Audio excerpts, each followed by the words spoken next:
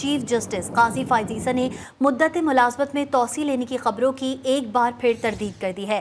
सहाफ़ियों से गुफ्तगू में कहा कि मुझे तो ये भी नहीं पता कल मैं जिंदा रहूंगा भी या नहीं। सहाफ़ी ने सवाल किया कि राना सनाउल्लाह कह रहे हैं अगर तमाम जज साहिबान की उम्र बढ़ा दी जाए तो आप भी एक्सटेंशन लेने पर तैयार हैं।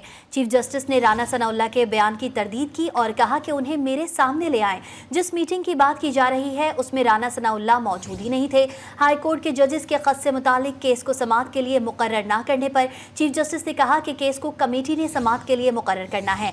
जस्टिस मुसरत हिलाली नासाजी तबीयत की वजह से नहीं आ रही थी तो बेंच नहीं बन पा रहा।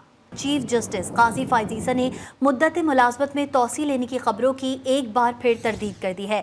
सहाफ़ियों से गुफ्तगू में कहा कि मुझे तो ये भी नहीं पता कल मैं जिंदा रहूंगा भी या नहीं। सहाफ़ी ने सवाल किया कि राना सनाउल्लाह कह रहे हैं अगर तमाम जज साहिबान की उम्र बढ़ा दी जाए तो आप भी एक्सटेंशन लेने पर तैयार हैं।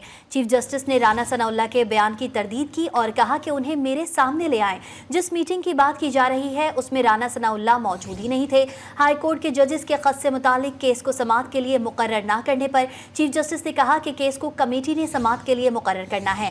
जस्टिस मुसरत हिलाली नासाजी तबीयत की वजह से नहीं आ रही थी तो बेंच नहीं बन पा रहा।